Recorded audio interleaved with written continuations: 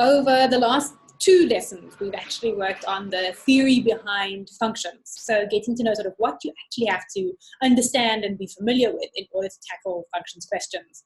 And what we're doing today is we're actually going to take that and we're going to apply it into questions. So this says functions past paper questions, but what it is the actual ultimate functions question.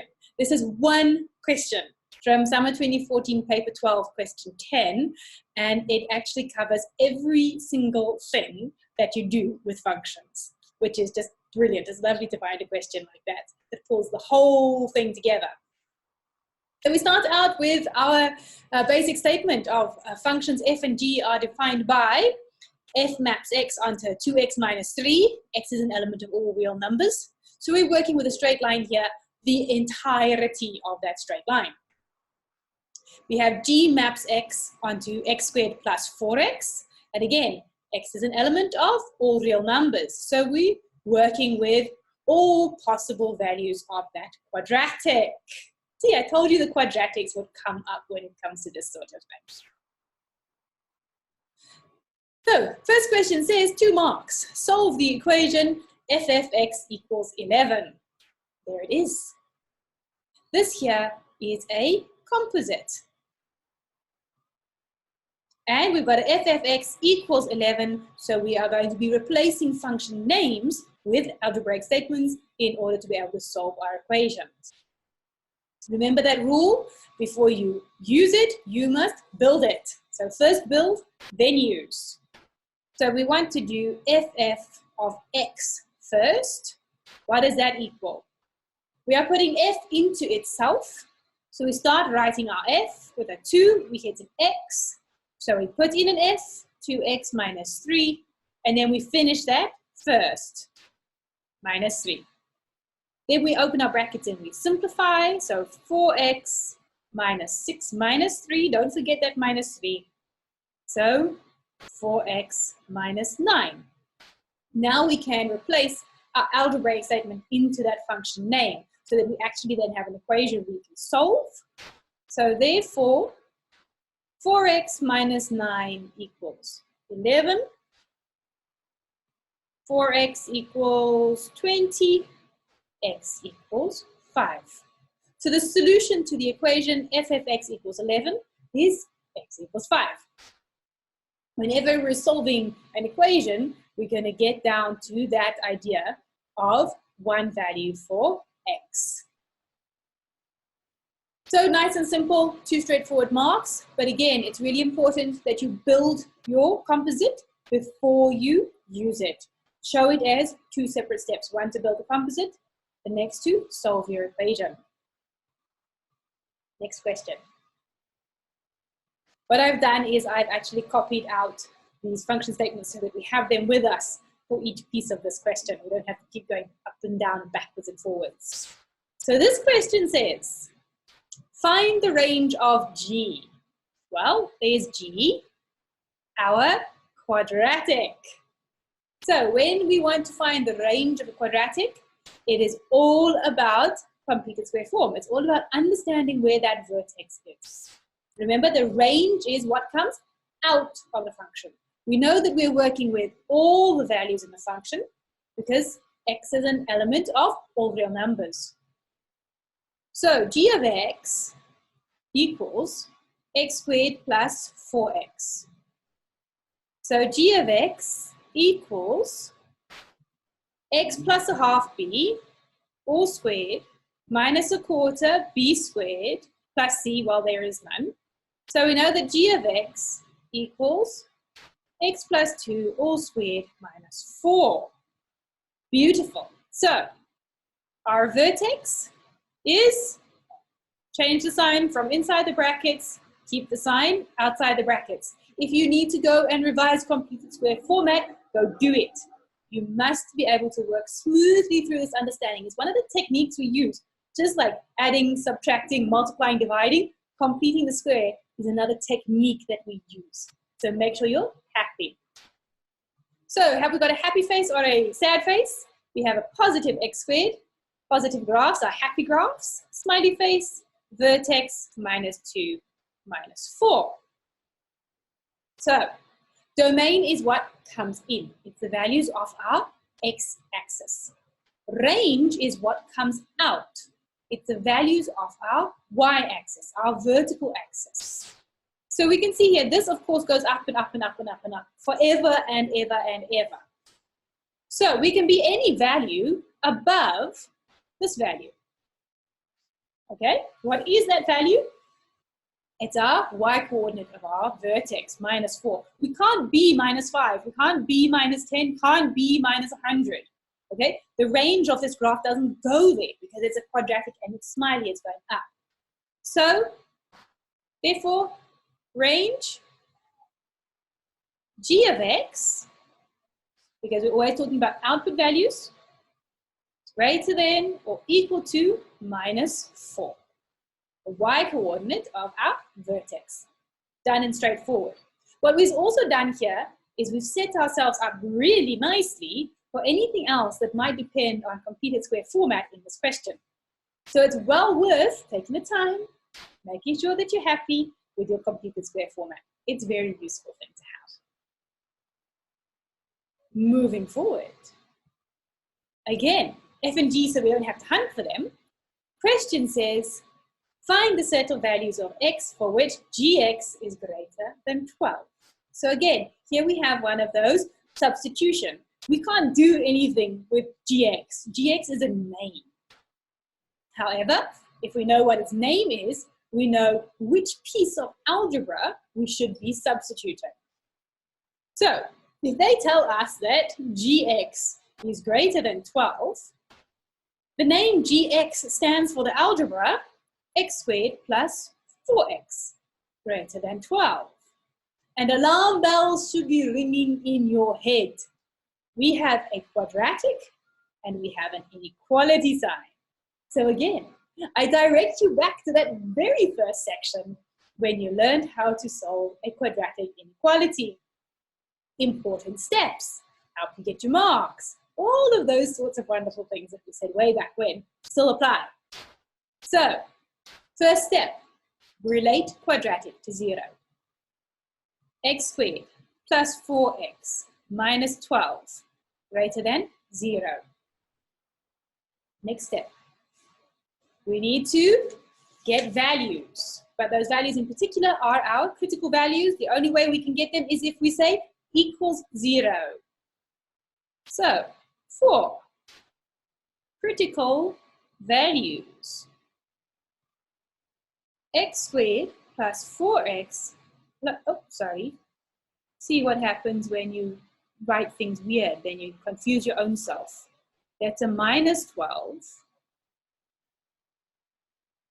So then this is now minus 12 equals 0. So we've given that justification of why we just poof, disappeared that inequality into an equal sign.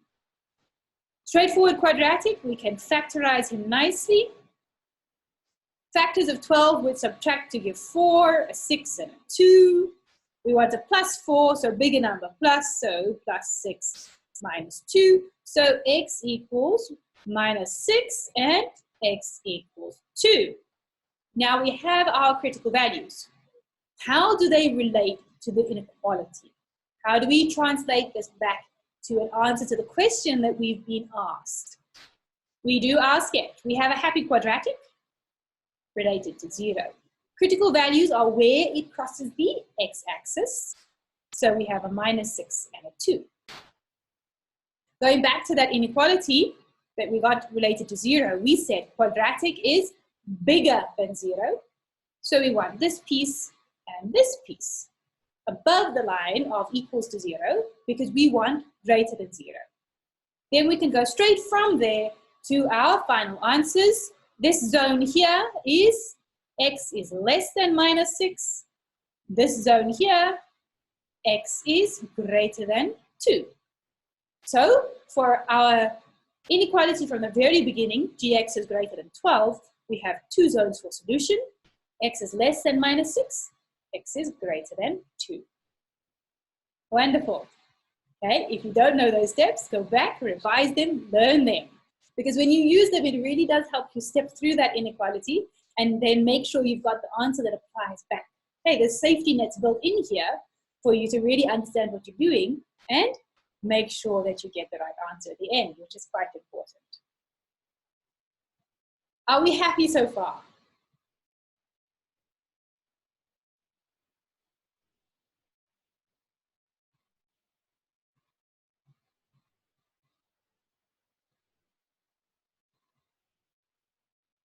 Right, happy people. So, carrying on. Functions f and g again. Find the value of the constant p for which the equation g of x equals p has two equal roots. I just can't stop smiling because this question is just so wonderful because it really does pull absolutely everything together.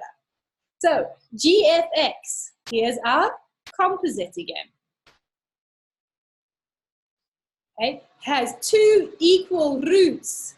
This should be ringing a bell maybe way back there in the dark sort of memories of your brain. But once upon a time, you studied b squared minus 4ac equal roots equals 0. This is a discriminant question.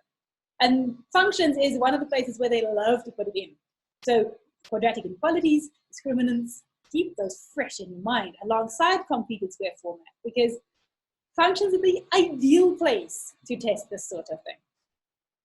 Right, so before we can do anything with g of x equals p, we need to first get what is g of x. So g of x equals, and a reminder, you must go straight to the AS version here. There's no sort of funny going around the houses like you did at IG. Putting f into g, g starts out as x squared. So f is 2x minus 3 all squared. G plus 4, x again, 2x minus 3. And that is it. That is how you build a composite function. You take your first function and you plug it in to your second function as is, one time. Then you just simplify from there. So 2x minus 3 all squared. We have 2x is 4x squared. Minus 6x minus 6x minus 12x. Minus 3 plus 9. 2 times 4 is 8x. 4 and 3 is minus 12. Collecting like terms. 4x squared minus 12 plus 8 minus 4x. 9 minus 12 minus 3. Now we have beautiful, straightforward quadratic ready to now use in the rest of the question. So they tell us that g of x equals p. So 4x squared minus 4x minus 3 equals p. Now we can actually do something with it because now we have algebraic statements instead of just names. Okay, in order to use a discriminant, we have to have our equation equals 0. It must be quadratic equals 0 before we can use that discriminant. 4x squared minus 4x minus 3 minus p equals 0. Now we're ready to go. But again, we use a little bit of English to help sort of set the stage of why are we doing what we are doing. We want for 2 equal roots, b squared minus 4ac equals 0.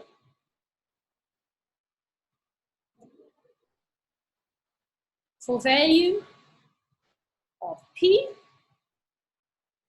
b squared, so minus 4 squared, minus 4. A, c is minus 3 minus p equals 0. So if you prefer, there is nothing wrong with indicating with your pencil that this is your A, this is your B, and this is your C. But make sure you do it subtly because you want to get to the point where you don't need to do any indications like that. So rather do yourself gently and sort of grow out of those pencil marks over time. Okay, now we're ready to sort this one out. So minus 4 all squared is 16.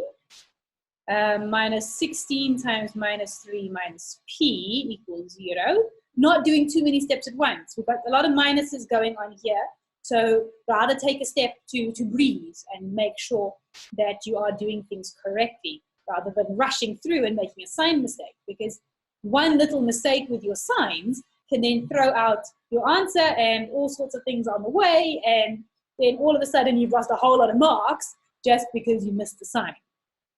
So we have here 16 plus 48 plus 16p equals 0. So 16p equals minus 64 and p equals minus 4. We have, back to our original question, find the value of the constant p for which blah blah has 2 equal roots. Value of p is p equals minus 4.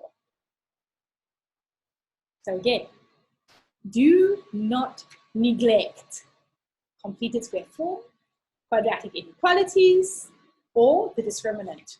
Because yes, you learn them at the very beginning, but that's because they're techniques that are going to come up over and over again. So it's important to then have them in your mind so that you're ready to use them when you get to it. Moving on to the next question. Again, we have our functions. We are asked to state the smallest possible value of k. Okay, here we have a little bit of an addition. We have function h, which is defined by h maps x onto x squared plus 4x for x is greater than or equal to k. And it is given that h has an inverse. So there's a few important things here. First off, the algebra for h and the algebra for g is identical. Now that means that the completed square format for g is exactly the same as completed square format for h. Okay, the reason why we're calling it h and not g is because we have a different domain. And as soon as you restrict the domain, then you've got to change your function name, because it's not true. If you have only a piece of it, it's not the whole thing. It's a different kind of beast, this x is greater than or equal to k versus the x is any real number. We're also given another important piece of information. H has an inverse. So that means that h must be 1 to 1, which means that h cannot have any turning points. Okay, remember, as soon as we turn, we lose our 1 to 1. So in order to have an inverse, we must be 1 to 1. We can't have turning points. So what is the smallest possible value of k?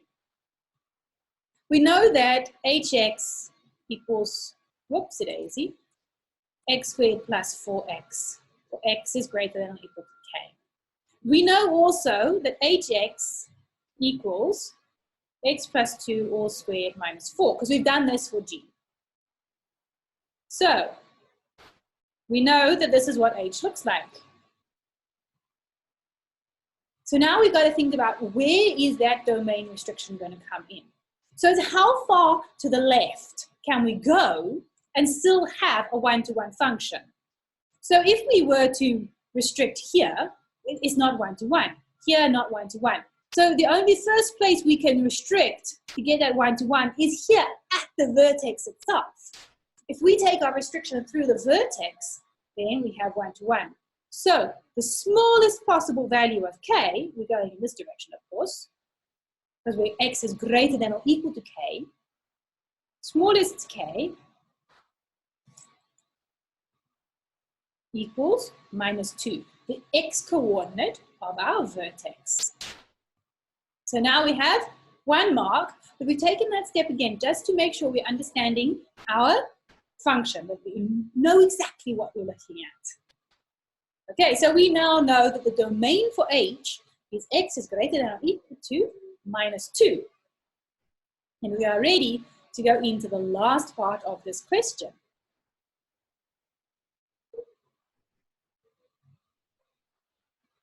So we have functions f and g, we have function h.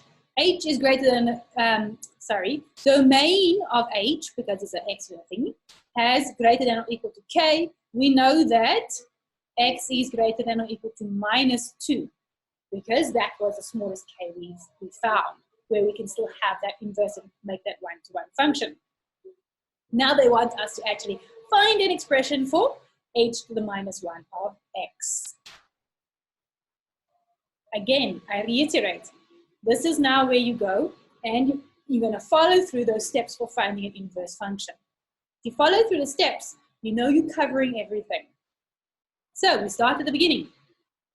hx equals x squared plus 4x. When we're doing an inverse, we replace y equals x squared plus 4x. For a quadratic, we check, is it in completed square form? Not at the moment, but we have it very easily available. Y equals x plus 2 all squared minus 4. Now we are ready to actually get into the for inverse bit. So the next thing we're going to do is swap our x and y's. So we indicate to our examiner, this is not a mistake. We are doing this completely on purpose. We tell them for inverse. And we do the swap.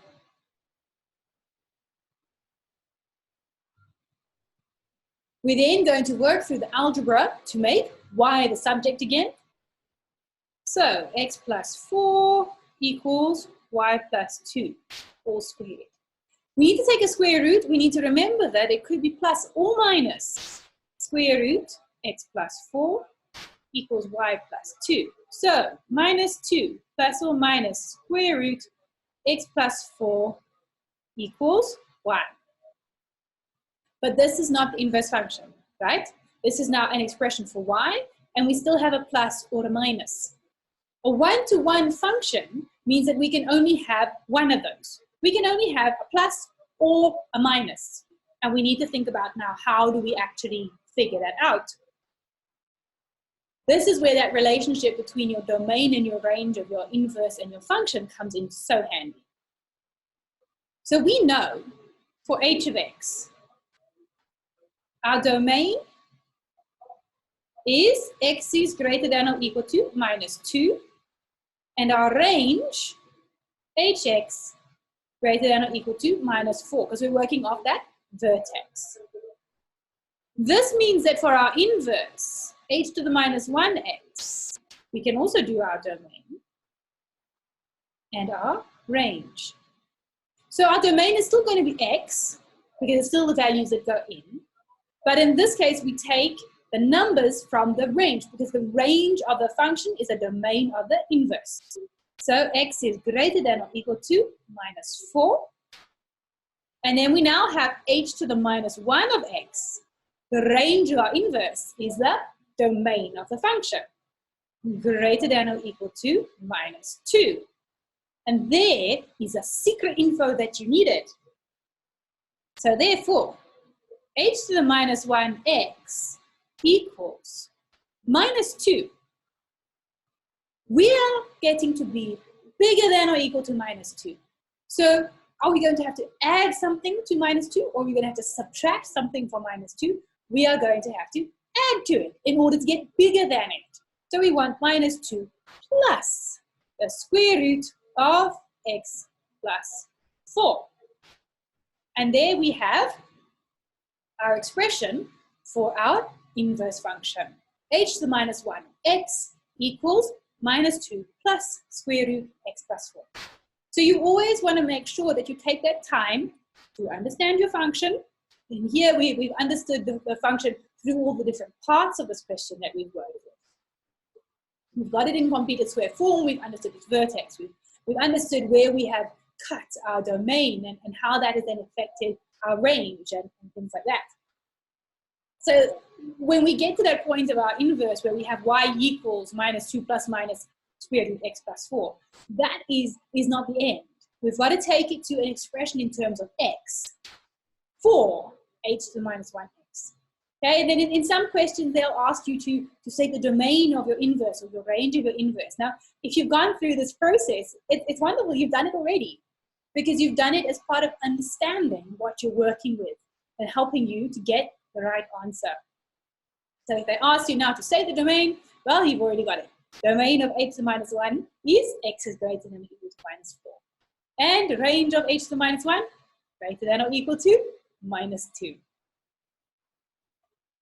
So that then is the end of this wonderful, most excellent, most thorough single question on everything that comes up in functions. It's really important that you keep in mind not only your composites and your inverses and how to do those, but also those basics of replacing a name with a algebraic statement so that you can actually solve equations.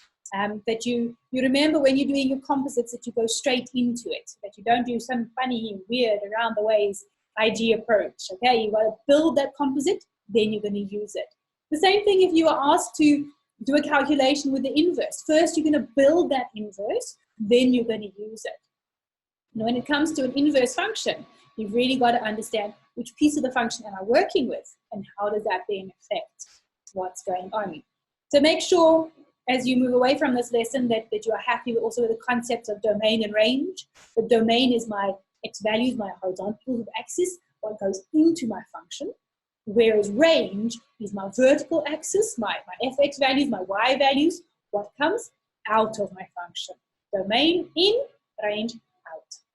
And then how those relate to our different types of combinations of functions and how we do composites and how we do inverses, and how understanding domain and range can actually help us with these other things that we do.